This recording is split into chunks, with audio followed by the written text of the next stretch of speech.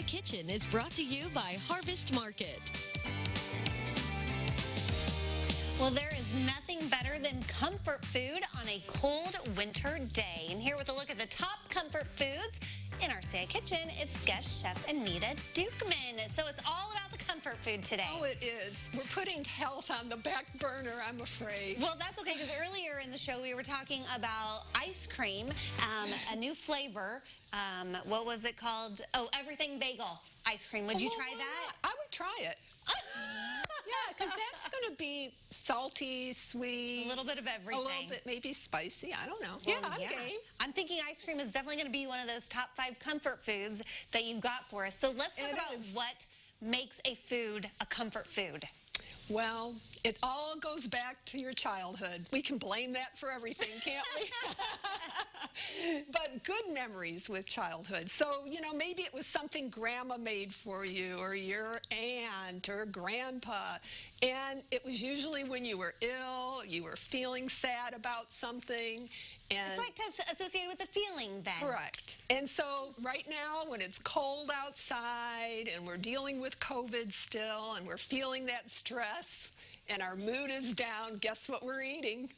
Lots of comfort food. It's very popular. Is comfort food usually heavy? Like, I feel like it'd be a heavier food. Well, it depends on what you like. Oh, that is What's true. your favorite comfort food? Do you have one? You put me on the spot. Okay, I'm going to think about that. Mine is really simple. What, I carbs? like peanut butter on white bread, and I don't even eat white bread.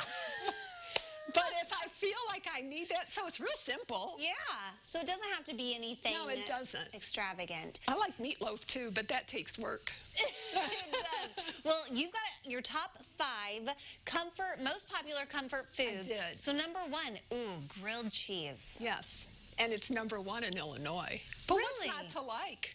Bright bread and dairy. It sounds delicious. Correct. Goes great with soup. Goes great with soup, and tomato soup was somewhere on that list too, so the two go together. Oh, and what's number 2? Let's see. Number 2? Mac and cheese. Yeah, some people prefer it out of the box. I wouldn't be one of those people, but again, we're talking ease. So that might be a comfort food for people. Yeah, and you can definitely gourmet up mac and cheese. You can. To make it fancy. You can. Okay, this one is definitely top on my list, pizza. Yeah, pizza. So we could make it a little healthier by skipping the heavy pepperonis and meats and go for lots of veggies. But why would we do that? But why would we do that? And number 4, mashed potatoes. With lots of gravy. Ooh, and butter. And butter, real butter. I am getting hungry thinking about all of these delicious foods. And then finally, rounding out the top 5, ice cream. Ice cream.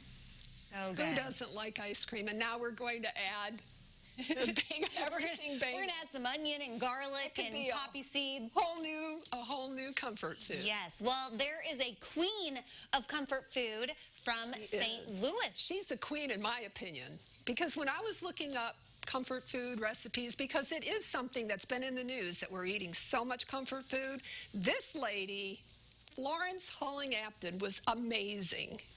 Why? What made her the queen of comfort food? She was orphaned at maybe 12 or 13, and then she worked as a farm in cooking for a farm, and she left her town in I can't think of the name of the town, but it's near St. Louis, a small farming community. At 17 to go to St. Louis by herself. This would have been right around, 1900, 1902, something like that. Oh, wow. So just the idea of this woman venturing out on her own.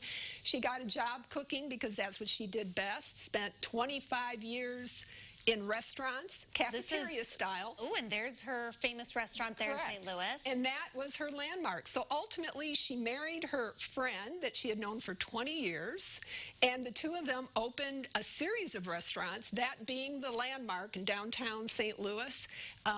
Most were cafeteria style, others were sit-down restaurants, but they all served really good comfort food. Okay, well, we're going to make one of her dishes today. So we're gonna have to kind of assemble it in the next segment. Okay. So kind of give us a little taste of what we're going to be making. Well, this is a sour cream noodle bake, or a casserole, and it's something that she served in her cafeteria, and it was very popular.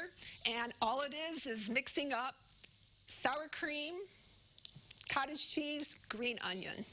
That's going to go into our noodles, and then we'll layer it with some ground beef cooked with tomato sauce and then I see more cheese, down there. Okay, well, we'll get this all put together. We'll have the big reveal coming up a little bit later on this hour. In the meantime, if you want to connect with Anita and get a copy of her recipe, she's got a brand new website, anitastabletalk.com, with all of her recipes, but you can also find them on our website, ciliving.tv.